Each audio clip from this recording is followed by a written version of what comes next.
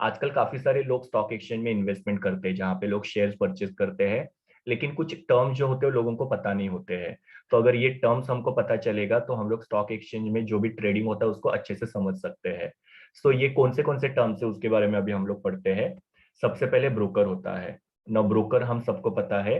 Basically broker जो होते हैं वो स्टॉक एक्सचेंज के एक मेंबर होते हैं जिनके पास स्टॉक एक्सचेंज का लाइसेंस होता है और वो अपने क्लाइंट के बिहाफ पे शेयर्स को बेचते और खरीदते हैं। तो ब्रोकर को हम लोग कब अपॉइंट करते हैं तो किसी पर्टिकुलर पर्सन को शेयर मार्केट में इन्वेस्टमेंट करना है लेकिन उसको किस तरीके से इन्वेस्टमेंट करना है या कौन से शेयर्स को परचेज करना है वो पता नहीं है तो ब्रोकर को अपॉइंट करते हैं। और ये ब्रोकर जो होते हैं इनके पास स्टॉक एक्सचेंज का लाइसेंस होना जरूरी है तब जाके वो लोग क्या कर सकते हैं क्लाइंट को शेयर जो है वो बाय और सेल करने में हेल्प कर सकते हैं। सो ब्रोकर स्टॉक एक्सचेंज के मेंबर होते हैं जिनके पास स्टॉक एक्सचेंज का लाइसेंस होता है और वो क्लाइंट के बिहाफ पे सिक्योरिटीज को बेचते और खरीदते हैं। ये ब्रोकर जो होते हैं वो एजेंट होते हैं between investors and jobbers. Now investors मतलब जैसे मैंने आपको बोला कि जो क्लाइंट है जिनको इन्वेस्टमेंट करना है। और जॉबर जो होते हैं वो क्या करते हैं खुद के नाम से शेयर को परचेस करते हैं जिनके बारे में डिटेल में हम लोग सेकेंड पॉइंट में देखने वाले हैं। तो ये जो ब्रोकर्स होते हैं वो इन्वेस्टर और जॉबर के बीच में एज अ एजेंट काम करते हैं। यहाँ पे ये लोग जो काम करते हैं अपने क्लाइंट्स के लिए मतलब उनके लिए वो शेयर्स को बेचते हैं और खरीदते हैं तो उसके बदले में उनको कमीशन या ब्रोकरेज मिलता है। तो उनको ब्रोकर्स बोला जाता है। दूसरे है जॉबर। जैसे मैंने आपको बोला था ब्रोकर जो होते हैं वो इन्वेस्टर्स और जॉबर के बीच में एजेंट के जैसा काम करते हैं। तो ये जॉबर्स बेसिकली कौन होते हैं। तो जॉबर जो होते हैं वो स्टॉक एक्सचेंज में डीलर होते हैं। डीलर मतलब क्या वो बेचने खरीदने वाले होते हैं जो खुद के नाम से सिक्योरिटीज में ट्रेडिंग करते हैं। जैसे हमने देखा था कि ब्रोकर जो होते हैं वो अपने क्लाइंट के लिए सिक्योरिटीज को बेचते खरीदते हैं। जॉबर खुद के लिए सिक्योरिटीज को बेचते खरीदते हैं। यहाँ पे वो खुद के नाम से सिक्योरिटीज को परचेस करते हैं वो खुद उसके ओनर होते हैं। और जब वो सिक्योरिटी के प्राइस बढ़ जाते हैं तो वो सिक्योरिटीज को बेच देते हैं। यहाँ पे उनको प्रॉफिट एज ए इनकम मिलता है बिकॉज उन्होंने कम प्राइस में शेयर्स को परचेस किया और जब उनका प्राइस बढ़ा तो उसको बेच दिया तो उसके बीच में उनको क्या हुआ प्रॉफिट हुआ।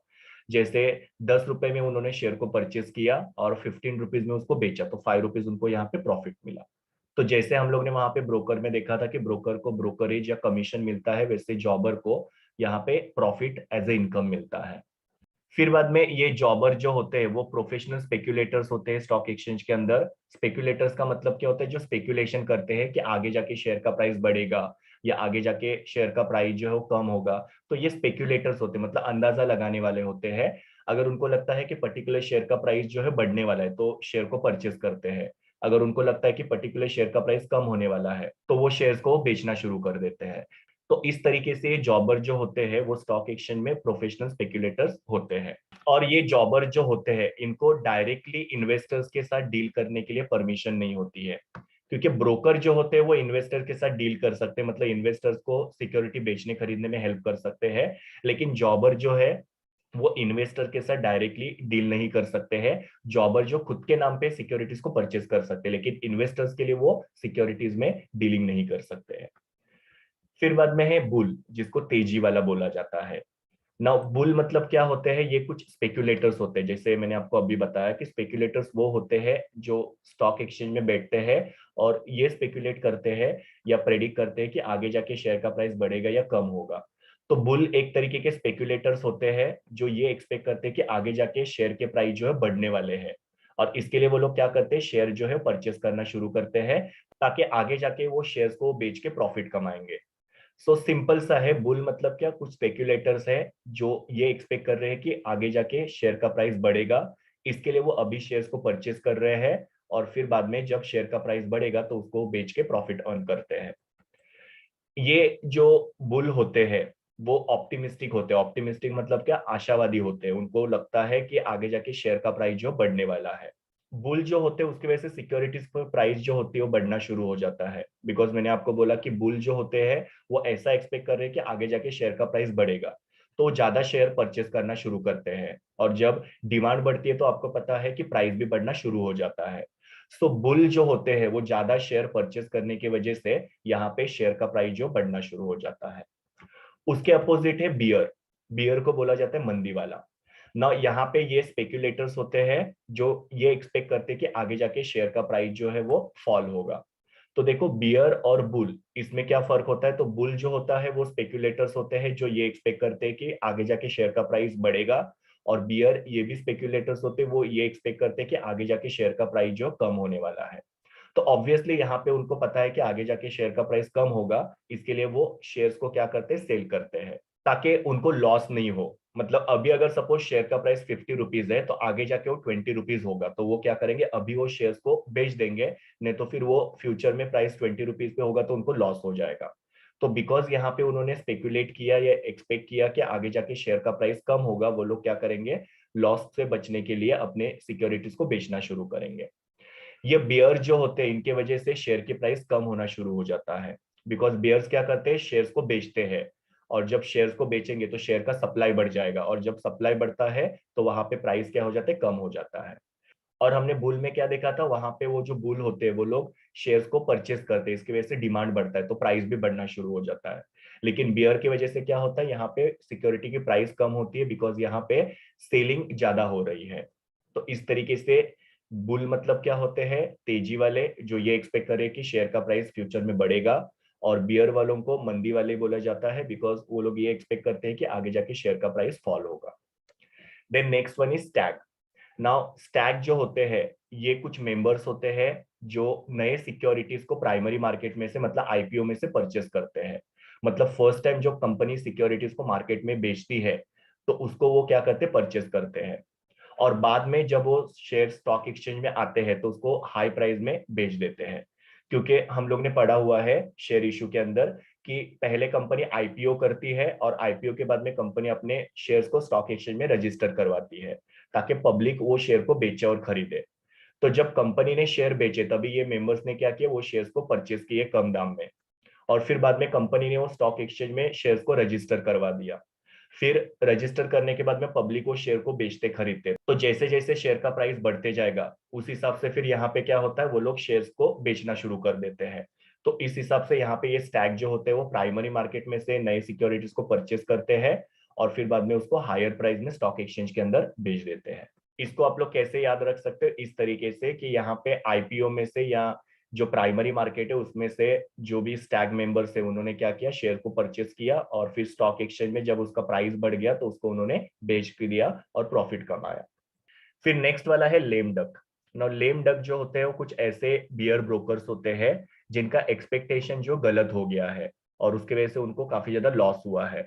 मतलब उन्होंने ऐसा एक्सपेक्ट किया था कि आगे जाके शेयर का प्राइस कम होगा, और उसके वजह से उन्होंने क्या किया, शेयर्स बेचना शुरू कर दिया। लेकिन एक्चुअली में क्या हुआ, आगे जाके शेयर के प्राइस बढ़ गए, तो ऑब्वियसली यहाँ पे उनको क्या हो गया, लॉस हो गया, बिकॉज उनके एक्सपेक्टेशन जो रॉन्ग हो गए थे। सो लेम डक वो होते हैं जिनका एक्सपेक्टेशन जो है सिक्योरिटीज के बारे में वो गलत हो जाता है, जहां पे उन्होंने सिक्योरिटीज के बारे में सोचा कुछ था और होता कुछ और है, उसकी वजह से उनको लेम डक बोला जाता है। Then next term is wolves. ना वोल्व्स का अगर हम लोग सिंगुलर देखेंगे तो वो होता है वोल्फ, और उसको अगर हम लोग अनेक वचन में देखेंगे तो वो होता है वोल्व्स। तो वोल्व एक तरीके के ब्रोकर्स होते हैं जो काफी स्मार्ट स्पेक्यूलेटर होते हैं, मतलब वो काफी ज्यादा स्मार्ट होते हैं, जो इमीडिएटली जज करते हैं मार्केट के ट्रेंड के बारे में, और उसके वजह से उनको प्रॉफिट होता है। मतलब उनको इमीडिएटली पता चलता है कि कौन से शेयर का प्राइस बढ़ने वाला है, तो उस हिसाब से उसके अंदर वो इन्वेस्टमेंट करते हैं। और उनको पता होता है कि कौन से शेयर का प्राइस जो है कम होने वाला है, तो इमीडिएटली वो शेयर्स को बेचना शुरू कर देते हैं। तो इस हिसाब से ये लोग क्या करते हैं, एकदम स्मार्ट स्पेकुलेशन करके यहाँ पे प्रॉफिट कमाते हैं, उनको वोल्स बोला जाता है। सो वोल्स एक स्मार्ट स्पेकुलेटर होते हैं, वो लोग मार्केट ट्रेंड के बारे में क्विकली जजमेंट करते हैं, और फिर उसके हिसाब से उनको प्रॉफिट होता है। Next one is settlement.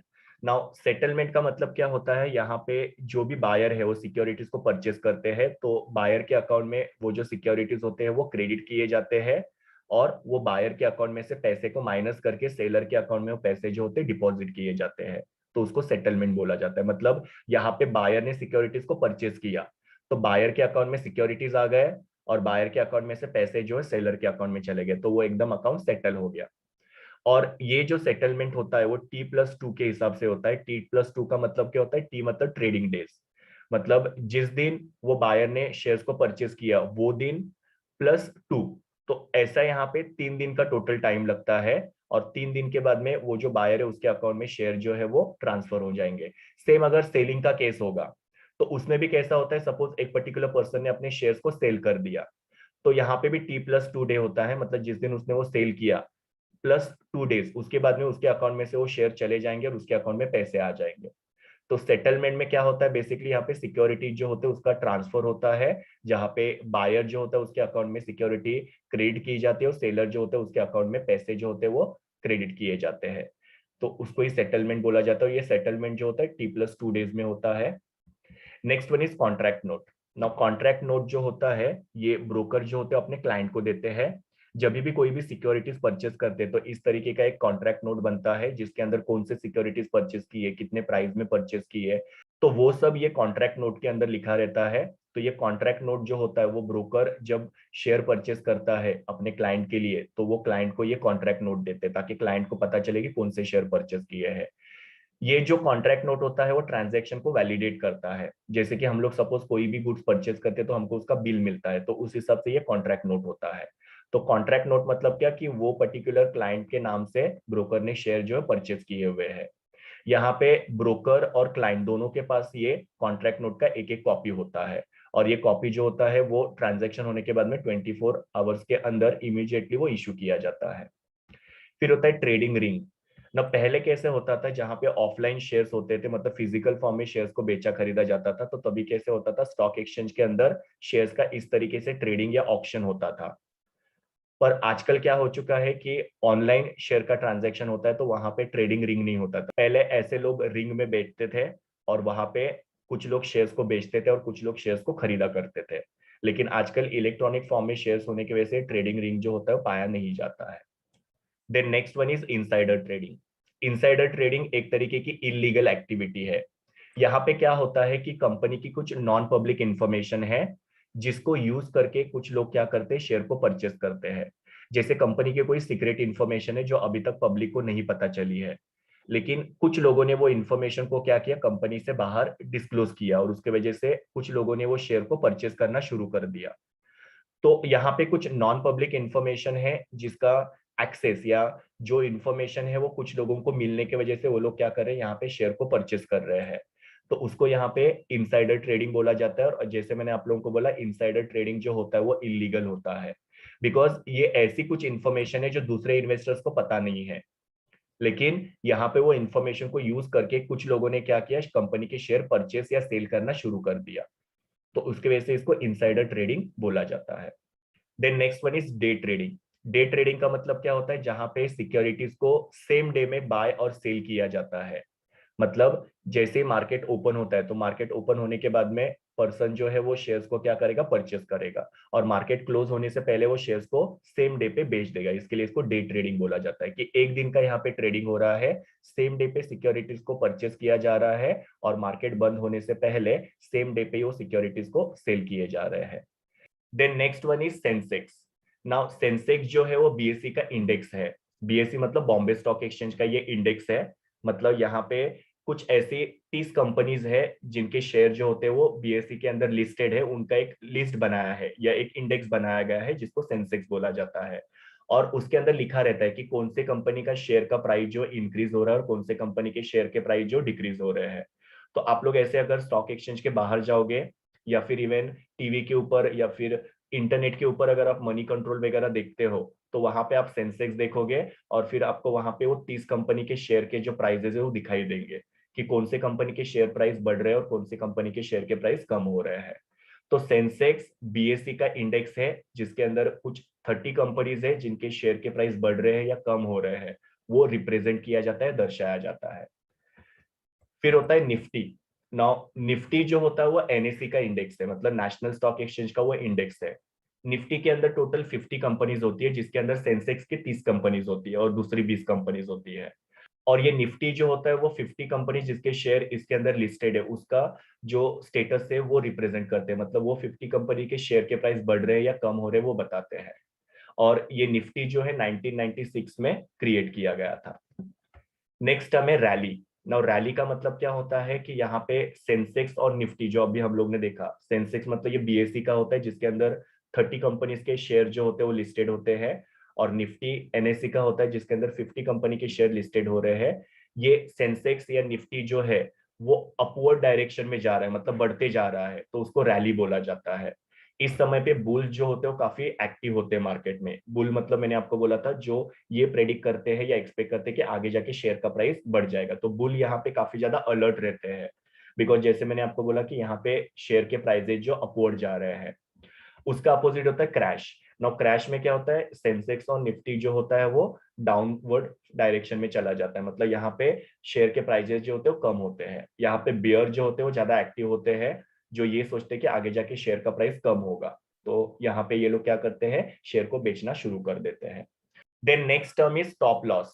Now stop loss नाम से ही पता चलता है, यहाँ पे इन्वेस्टर जो अपने लॉस को कम करना चाहता है। तो यहाँ पे इन्वेस्टर्स क्या करते हैं, अपने ब्रोकर को इंस्ट्रक्शंस देते हैं या ऑर्डर देते हैं कि पर्टिकुलर शेयर का प्राइस जो है वो एक लिमिट पे आने के बाद में वो शेयर को बाय करो या सेल करो। यहाँ पे हम लोग एक एग्जांपल देखते हैं कि कोई एक पर्टिकुलर इन्वेस्टर है जिसके शेयर का प्राइस कम हो रहा है, तो वो अपने ब्रोकर को इंस्ट्रक्शंस देके रखेगा कि ये पर्टिकुलर शेयर का प्राइस 30 रुपीज के आसपास आता है तो उसको आप बेच दो, मतलब 30 रुपीज से नीचे इसका प्राइस मत जाने दो।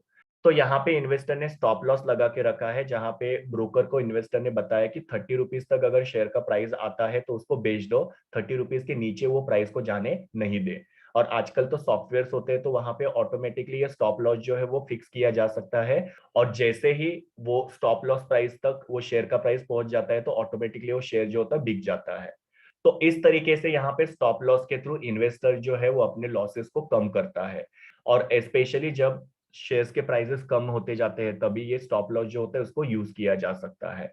तो इस तरीके से ये अलग अलग इंपॉर्टेंस टर्म्स है स्टॉक एक्सचेंज के बारे में, जिसके बारे में आपको भी पता होना चाहिए। बिकॉज फ्यूचर में जब भी आप स्टॉक एक्सचेंज में शेयर्स के अंदर इन्वेस्टमेंट करोगे, कभी आप किसी शेयर के बारे में किसी न्यूज़पेपर में पढ़ रहे हो या इंटरनेट पे पढ़ रहे हो, और पढ़ते समय आपके सामने ऐसा अगर कोई वर्ड आ जाएगा तो उसका मीनिंग आपको पता होना चाहिए, ताकि वो शेयर के बारे में आपको प्रॉपर इंफॉर्मेशन मिलेगा और वो शेयर को परचेस करना है कि नहीं परचेस करना है वो आप डिसाइड कर पाओगे। So this was all about important terms related to stock exchange. ये मेरी यूआरएल है जहां से मैंने इमेजेस लिए हैं। Thank you students.